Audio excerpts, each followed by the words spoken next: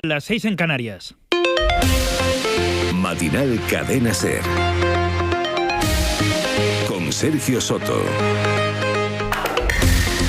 ¿Qué tal? Buenos días. Jornada de reflexión después de una campaña de muy altísimo voltaje que ha terminado esta noche con al menos una parte del PP entregada a la promoción de un bulo. La presidenta de la Comunidad de Madrid, Isabel Díaz Ayuso, ha señalado al presidente del gobierno como el líder de un pucherazo.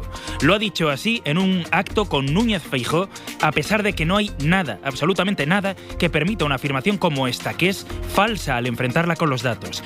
El PSOE acusa al PP de embarrarlo todo. Vamos a verlo enseguida. Antes. A ver, aquí es que no para de caer agua. Poco a poco sigue sumando la cosa. Bueno, poco a poco y no tan poco a poco. Doña Carretera, ya van. La dana, la tromba de agua que ha sacudido especialmente Castellón todo este viernes, con calles completamente tomadas por una riada.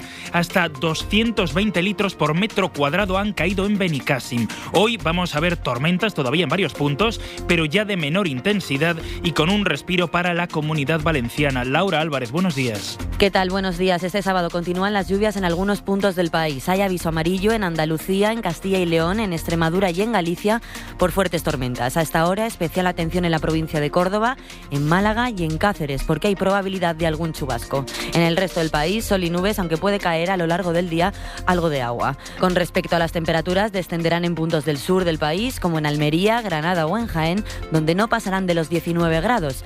En el resto, temperaturas agradables. En Ávila llegarán hasta los 20, en A Coruña hasta los 21, en Albacete hasta los 20 y en Zaragoza rozarán los 30. Empieza ya Matinal SER. Matinal Cadena SER.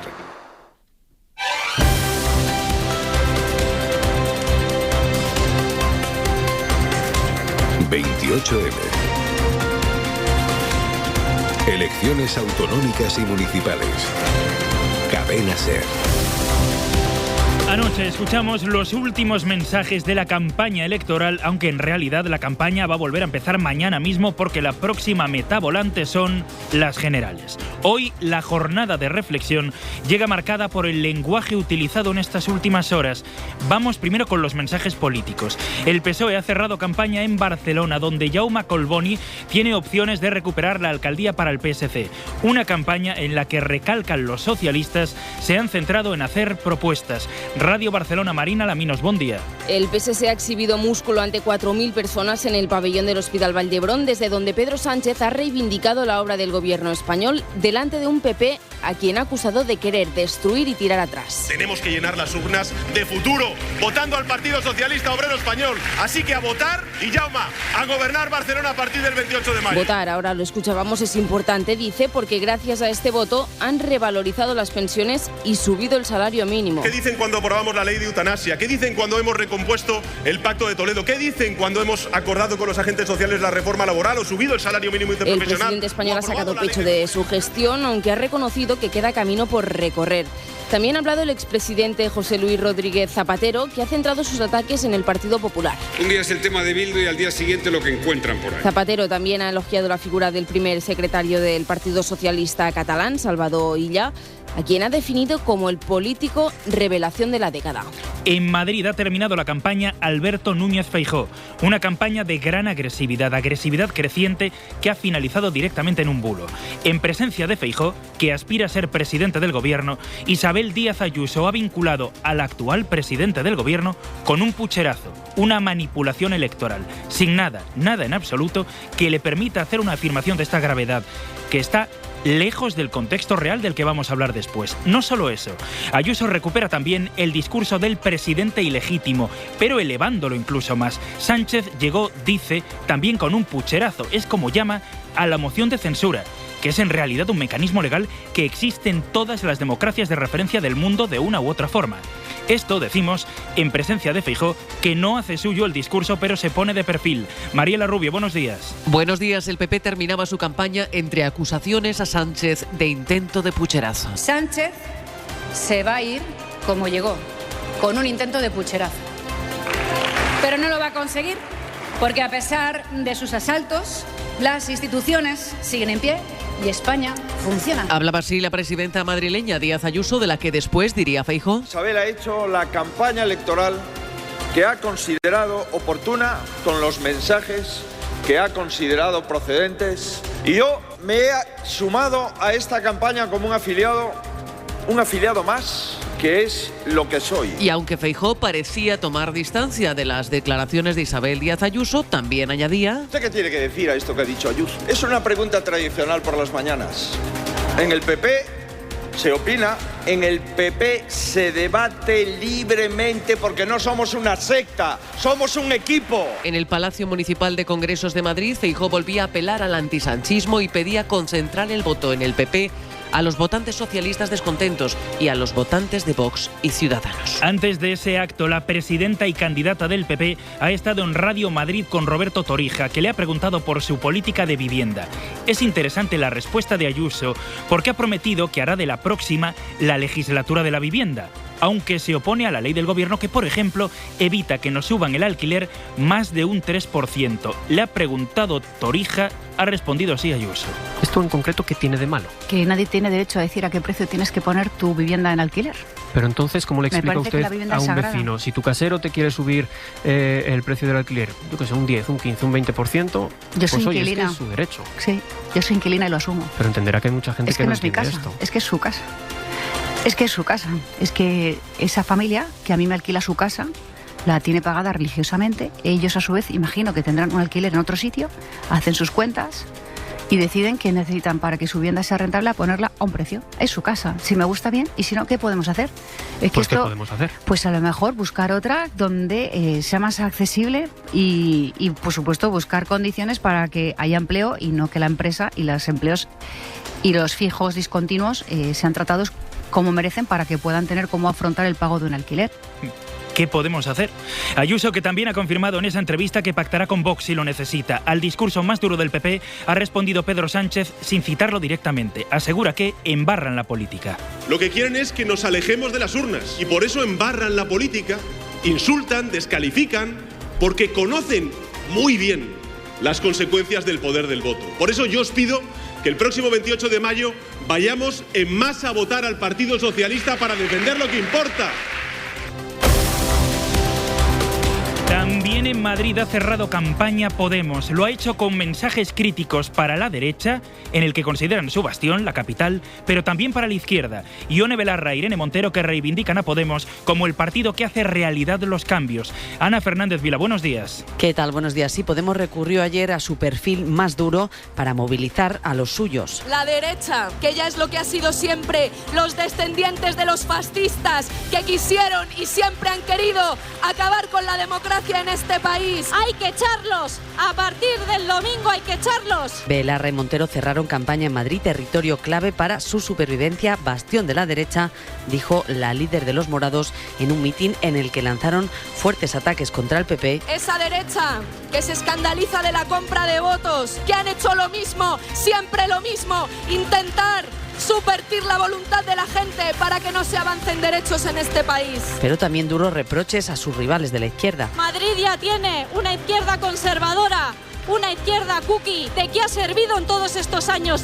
De nada. Necesitamos una izquierda valiente, una izquierda útil en Madrid. Alusiones de Belarra al PSOE y Más Madrid ante unas elecciones en las que los morados se lo juegan a todo o nada. Su principal baza es ser la llave de gobiernos progresistas, pero corren el riesgo de quedarse fuera en muchos territorios. Y Yolanda Díaz ha vuelto a Barcelona con Ada Colau. Es su gran apuesta. Ya ha estado allí 2 veces antes en esta campaña.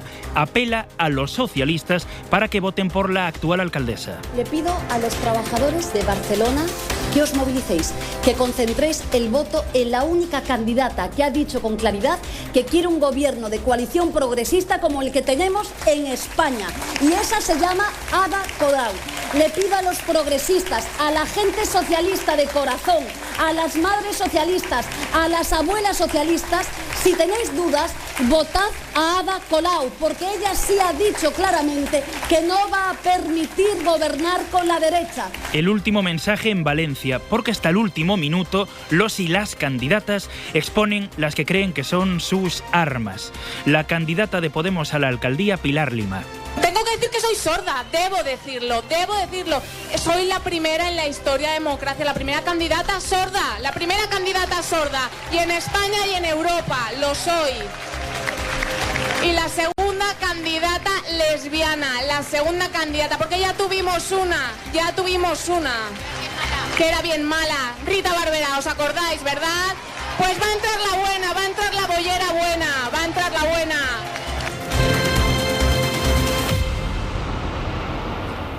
Hemos escuchado las declaraciones políticas con alguna versión de la realidad que cuesta encajar con los datos de la realidad.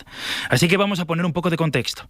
En cuanto a las denuncias por supuestos casos por intento de manipulación electoral, por un lado están los que suceden en municipios pequeños y que afectan a pocos votos.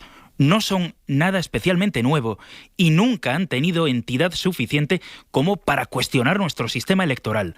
Por ejemplo, este viernes ha saltado una nueva denuncia en un pueblo de Ciudad Real, en Pozuelo de Calatrava, que tiene 3.400 habitantes. En 2019 ya hubo una denuncia como esta en ese mismo pueblo.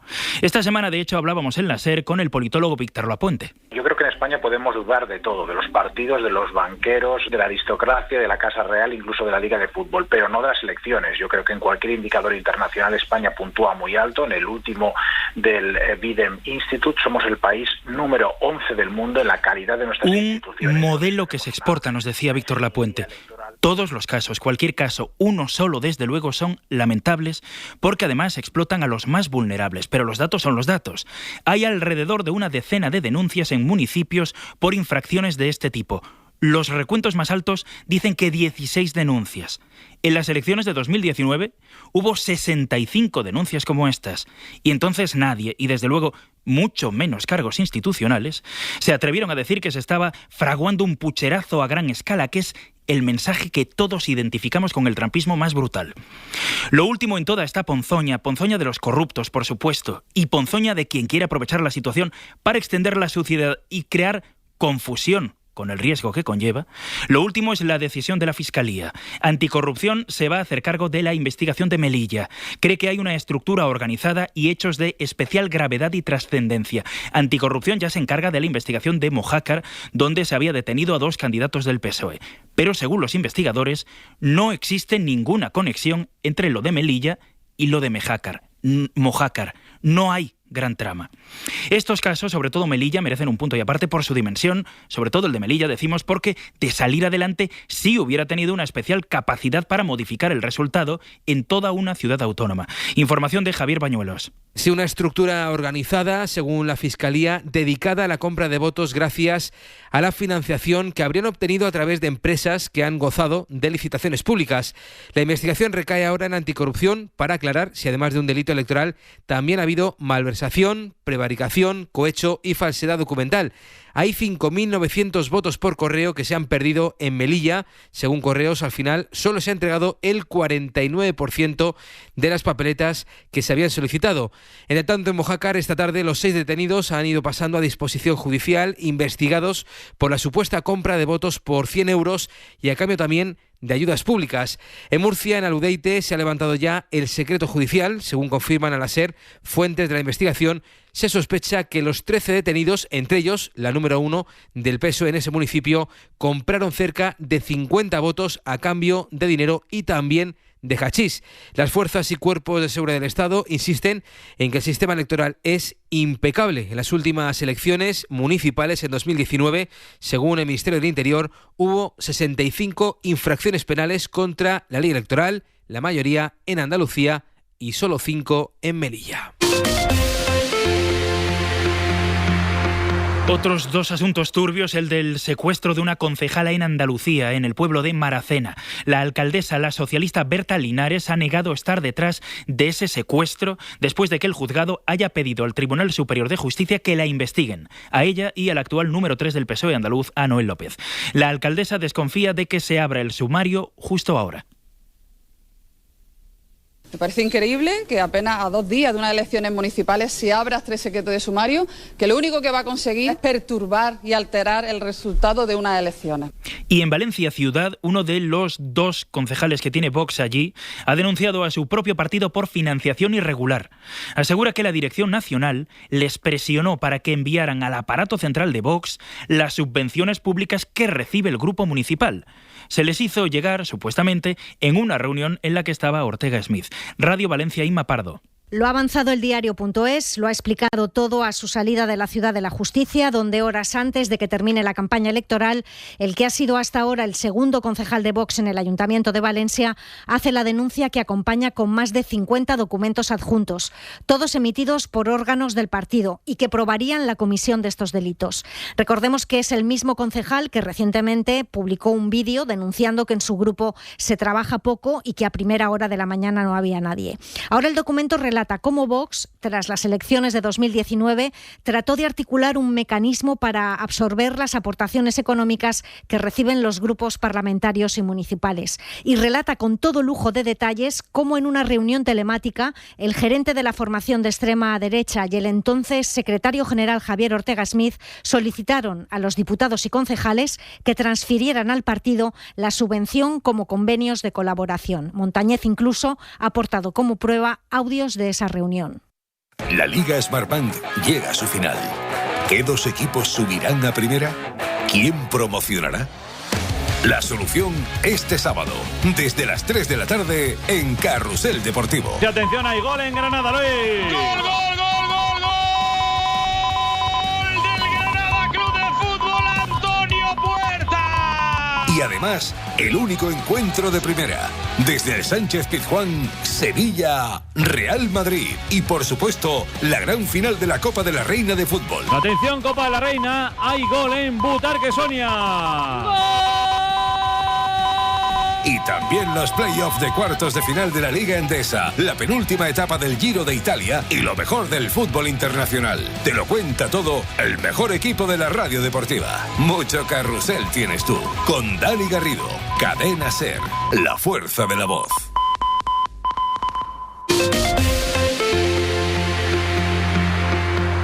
De la negociación en Estados Unidos entre demócratas y republicanos para cerrar el techo de gasto, esta noche hemos conocido las palabras del presidente Joe Biden, que dice que se muestra optimista. De hecho, Biden afirma que es cuestión de horas y que el pacto se podría cerrar esta misma mañana en horario español, por la noche en Estados Unidos. El acuerdo es fundamental porque sin él no se podría ni siquiera pagar a los funcionarios. Adriana Calvo, buenos días. Buenos días, Sergio. Sí, así ha respondido Biden cuando le han preguntado al respecto de los periodistas.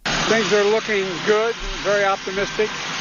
I hope we'll have Dice que las cosas se ven bien y que espera tener alguna respuesta clara de forma inminente.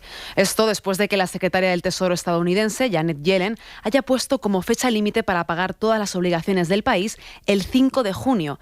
Pasado ese día sería imposible por falta de fondos. Lo ha dicho Yellen en una carta dirigida al presidente de la Cámara y a otros líderes del Congreso, los cuales se encuentran en negociaciones para llegar a un acuerdo y elevar el límite de la deuda durante un periodo de 2 años. De llegar a un compromiso, todavía faltaría un último trámite, el de someter el acuerdo a votación en el Congreso antes del 1 de junio. Biden, que también se ha referido, Adriana, a las armas nucleares que Rusia ha trasladado a Bielorrusia. Una situación extremadamente negativa, ha dicho. Esto después de ataques como el del hospital de Dnipro, que ha dejado 2 muertos y 31 heridos. Sí, sobre ello la Unión Europea también ha señalado que la decisión conducirá a una escalada extremadamente peligrosa y ha asegurado que cualquier intento de tensar más la situación tendrá una reacción firme y coordinada por parte de los aliados. Mientras, la Organización para la Seguridad y la Cooperación en Europa ha condenado las graves violaciones de los derechos humanos después del ataque de Rusia a un hospital de la ciudad ucraniana de Dnipro, donde han muerto al menos 2 personas y 31 han resultado heridas. Este es el sonido del hospital en llamas después del bombardeo. En su comunicado, la OSCE también ha pedido a Rusia que ponga fin a la ofensiva. Sobre esta tragedia ha hablado el presidente Zelensky en su discurso diario. Que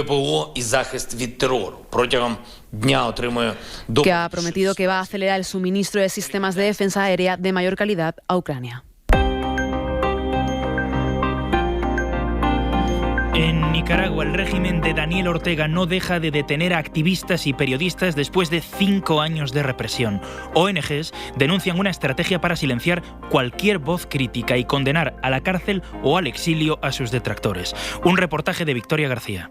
En apenas una semana, el régimen nicaragüense de Daniel Ortega ha echado el cierre a 26 organizaciones no gubernamentales sin ánimo de lucro, así que lleva ya más de 3.500 en los últimos 5 años que ha cerrado. Las organizaciones civiles dicen que estas medidas del presidente tienen como destino eliminar todo espacio en la sociedad civil dedicado al debate, la solidaridad y la intelectualidad. Movimiento que Ortega ve como una amenaza a su figura y que también ha llevado a dejar inoperativas universidades, atacar a periodistas independientes, muchos como Aníbal Toruño, el que fuera director de Radio Darío. Vengo a denunciar una vez más el ataque, el robo y el despojo de la dictadura de Daniel Ortega.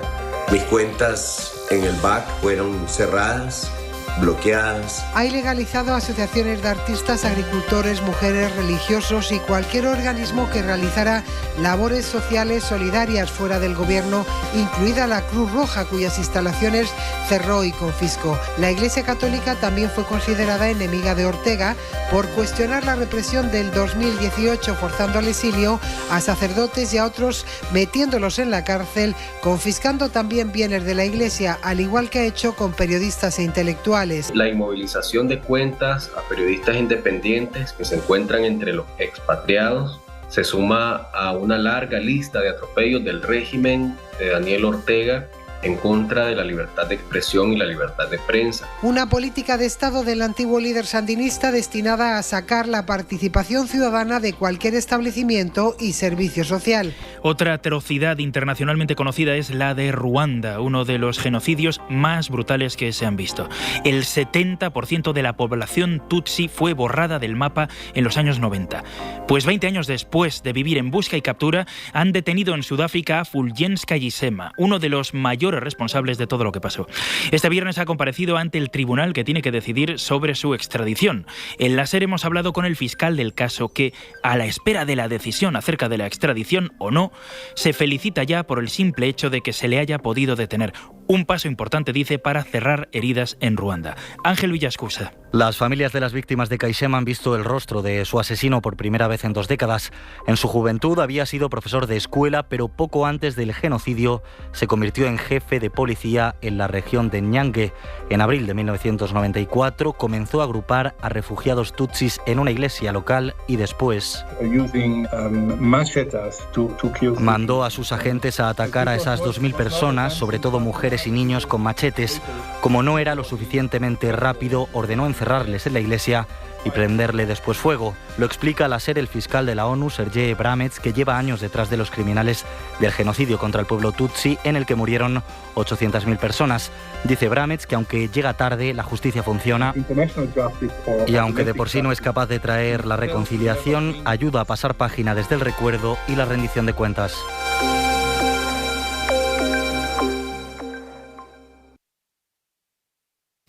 Un estudio de la Universidad de Granada, entre más de 1.700 adultos, asegura que los padres no saben lo que comen sus hijos. Es muy difícil guiarse entre las recomendaciones y los regates de la industria alimentaria, y el resultado es que los niños españoles toman más del doble de azúcares añadidos de lo que recomienda la Organización Mundial de la Salud.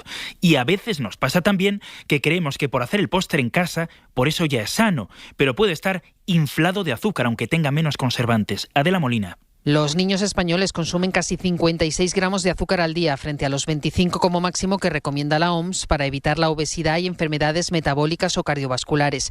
Además, la mayoría, un 65%, los toman de alimentos poco nutritivos. Bollería industrial, galletas, cacao en polvo, barritas de chocolate. La catedrática Dolores Mesa García es una de las autoras de este estudio, que apunta que parte del problema está en la confusión de los padres. Alimentos como el cacao en polvo o el bizcocho casero son percibidos como saludables cuando no lo son tanto. Parece que lo sencillo o lo que se hace en casa es saludable, pero estamos hablando de azúcares añadidos. Si le estamos añadiendo azúcar, por mucho que se lo estemos añadiendo nosotros, pues es azúcar añadido. Los autores llaman a mejorar la formación nutricional para ayudar a reducir el consumo sin prohibirlo de este tipo de alimentos, a cocinar con menos azúcar, y animan a la industria a reformular sus productos. La investigación, por cierto, ha vuelto a poner en evidencia su opacidad. De la treintena de empresas a las que preguntaron, solo 3 informaron de cuánto azúcar exactamente añaden a sus productos. La policía ha detenido al líder de una secta por agredir sexual y físicamente a una de sus adeptas. La tenía aislada y sometida psicológicamente y la maltrataba bajo la promesa de que ella era la elegida para pasar el resto de su vida con él. Le imponía prácticas sexuales de todo tipo con la excusa de que así iba a sanar su alma. La investigación sigue abierta y los agentes buscan a más víctimas. Radio Castellón, Andrea Jarque. La investigación se inició el pasado mes de febrero cuando los agentes tuvieron conocimiento de la existencia de una comunidad asentada en una localidad de la provincia de Castellón y que estaría operando en distintos puntos del territorio nacional. A raíz de este hecho se localizó a una víctima, la cual se encontraba muy afectada psicológicamente tras su paso por la secta y había sido sometida a malos tratos continuos, vejaciones de carácter grave, agresiones físicas e incluso sexuales por parte del líder. En la secta de corte pseudo-chamánico se consumían de forma habitual sustancias como la ayahuasca que puede llegar a anular el juicio de los consumidores. El líder de la secta fue detenido tras establecer un dispositivo de vigilancia en el aeropuerto de Valencia.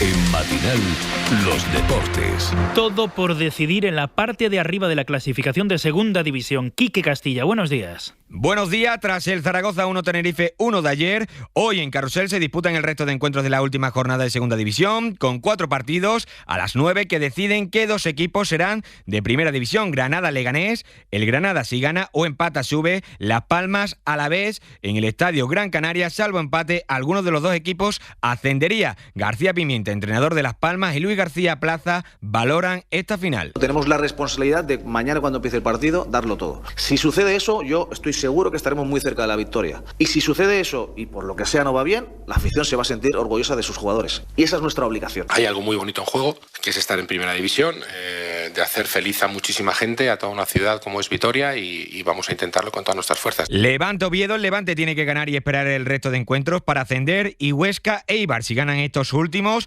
ya en playoff podrían acabar terceros en la clasificación. Además, el Albacete ya está en puestos de playoff. Todo eso en segunda, porque en primera a las 7 arranca la penúltima jornada con un Sevilla-Real Madrid. En los blancos es baja Carvajal por acumulación de amarillas y Benzema, Asensio y Mariano y Vinicius por lesión. Ancelotti, a falta de 2 partidos de Liga, valora con estas palabras su temporada. Si quiero hacer la evaluación de esta Liga, no ha sido una Liga buena. Si tengo que hacer una evaluación de la temporada, ha sido una temporada buena. Si tengo que hacer una evaluación de los 4 años, firmaría repetir otros 4 años ganando 2 Champions, 2 semifinales, una Liga y todos los títulos. ¿Sí? Por su parte, en el Sevilla son bajas Fernando por lesión, Jesús Nava por acumulación de amarilla y Pape Gay por sanción a las 10 en el estadio de Butarque. De Leganés, Real Madrid Atlético disputan la final de la Copa de la Reina. Las blancas buscarán conseguir su primer título en su historia, mientras que las colchoneras buscarán su segunda Copa de la Reina. Lola Gallardo, portera del Atlético, y Toriel, entrenador del Madrid, valoran la final. Es una final y el Atlético de Madrid va a pelear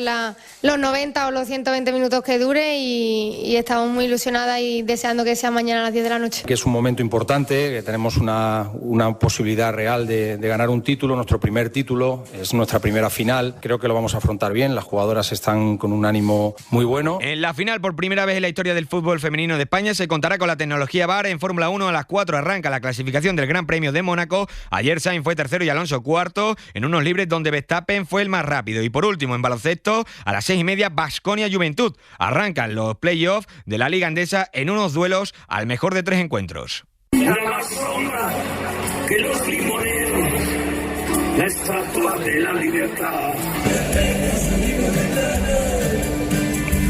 Y vuelan toreros por los callejones del fuego y el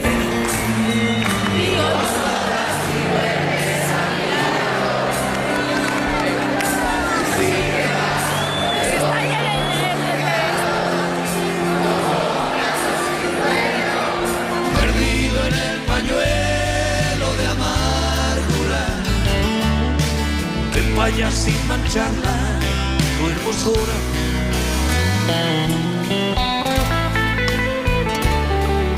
Antes de irnos, ya saben que ha empezado este viernes la Feria del Libro de Madrid, que es la más importante de España. Entre los muchos que firman hoy, Javier Cercas, Luz Gabás, Santiago Lorenzo, Sara Mesa, Julia Navarro y muchos más escritores. Con los libros y con la música de Joaquín Sabina, que esta semana ha vuelto al Withing Center de Madrid 3 años después de su caída, para llenarlo hasta la bandera 2 veces, con ellos nos vamos. Se quedan ahora con el cine en la SER con Pepa Blanes. La información vuelve en media hora en A Vivir con Javier del Pino y en todo momento en cadenaser.com y en nuestras redes sociales. Que tengan un feliz sábado. ¿Sabes lo que digo?